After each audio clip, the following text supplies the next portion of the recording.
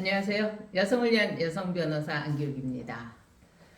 요즘 그 보이시피싱에 자기도 모르게 이렇게 가담이 된 것처럼 돼갖고 이게 피해자인지 가해자인지 모르는 일들이 많이 발생을 하는데요.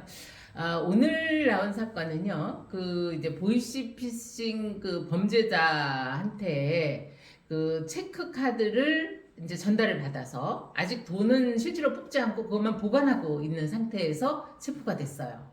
이 사람도 그 죄가 될까요? 안 될까요? 하는 겁니다. 우리 대법원은 최근에 그 전자금융거래법 위반 혐의로 기소된 사람에게 그 전자금융거래법 위반 혐의는 무죄로 판단하고 나머지 혐의만 인정을 해서 징역 1년 2개월을 선고한 원심을 파기하고 사건을 인천지방법원으로 돌려보냈습니다. 이 사례는 뭐냐 하면은요, 이 그 피고인이 2020년 9월에 성명불상자로부터 내가 조건 만남을 수락한 사람을 협박해서 나쁜 짓이죠. 받아낸 돈을 체크카드 2장에 넣어뒀다. 그러니까 요것을 인출해서 내가 지정하는 계좌로 보내주면 인출 금액의 10%를 주겠다. 이게 보이시피싱 하는 사람들의 어떤 그 전형적인 수법 중에 하나입니다. 이런 제안을 했는데 그 10%라고 하는 그 수수료라고 해야 되나요? 그거 보수에 혹해갖고 이것을 승낙을 한 거예요. 그래서 이 사람이 퀵 서비스로 체크카드 2장을 정말 전달을 받았습니다. 그런데 아직 그 돈을 인출을 하기 전에 전자금융거래법 위반 혐의로 기소가 됐어요. 우리 전자금융거래법 제6조에서는 어떻게 되어 있느냐면요. 대가를 수수하거나 그러니까 받거나 요구하거나 또는 약속하면서 접근 매체를 대여받거나 접근 매체라는 게 요즘 통장으로도 우리가 돈을 넣고 빼고 할 수 있으니까 통장도 접근 매체가 될 수 있고요. 이렇게 무슨 체크카드나 이런 것도 당연히 되죠.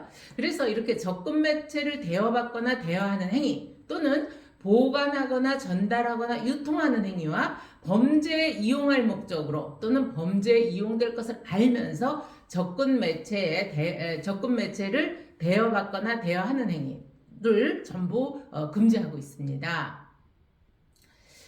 이 전자금융거래법 6조에 터잡아서 이 사건에서 1심은 이 피고인의 행위가 이 사기죄가 이제 유죄로 인정이 된다라고 해서 징역 8월을 선고를 했어요. 그랬는데 2심에서는 이것을 달리 봤습니다. 2심에서는 이 피고인이 인출 행위에 대한 대가로 인출 금액의 10%의 수수료를 받기로 한 것은 맞다. 그런데 보관 행위에 대한 대가를 수수료로 약속한 것은 아니기 때문에 전자금융거래법에서 금지하는 행위에 해당하지 않는다라고 해서 전자금융거래법 위반 혐의에 대해서는 무죄로 판단하고 다만 사기, 횡령 혐의에 대해서만 유죄로 판단해서 징역 1심에서 원래 8개월이었던 것을 1년 2개월로 4개월 형량을 더 늘어서 선고를 했습니다. 그런데 우리 대법원은 이거를 달리 본 거예요. 우리 대법원에서는 피고인이 이것을 체크카드에서 인출한 뒤에 수수료를 받기로 약속한 후 금융계좌에 연결된 매체인 체크카드를 전달받아서 보관한 거라고 한다면 그 대가를 수수하기로 약속한과 동시에 이미 범죄에 이용할 목적으로 접근 매체를 보관한 것으로 봐야 된다. 그것이 타당하다라는 이유로 이제 원심을 파기한 겁니다.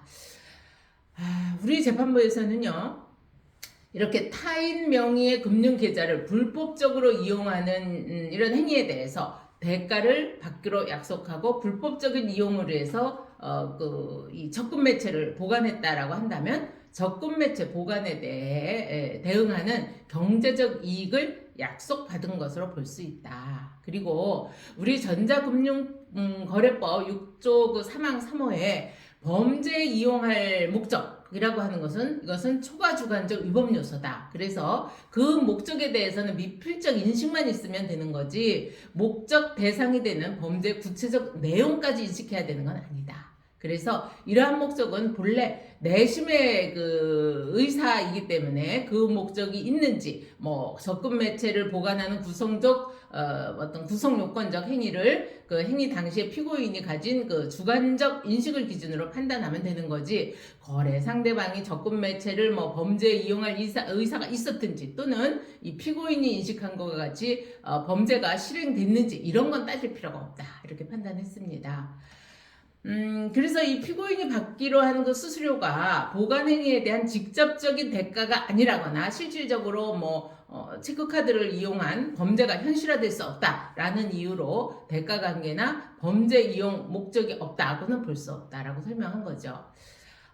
여기에서 그 우리 대법원 관계자는 요 사례에 대해서, 이 판례에 대해서 전기, 통신, 금융, 사기 등 범죄 행위자의 범죄자, 그러니까 범죄 피해 근무에 그 인출을 돕기 위해서 인출 수수료를 약속받고 적금 매체를 교부받아서 보관 행위가 처벌된다라고 하는 걸 분명히 함으로써 앞으로 이렇게 금융 계좌가 전기통신, 금융 사기 등 범죄에 이용되는 것을 근절하고자 하는 이 전자금융거래법의 입법 목적을 달성할 수 있도록 이렇게 구체적인 해석 기준을 제시해준 판결이다라고 말하고 있습니다.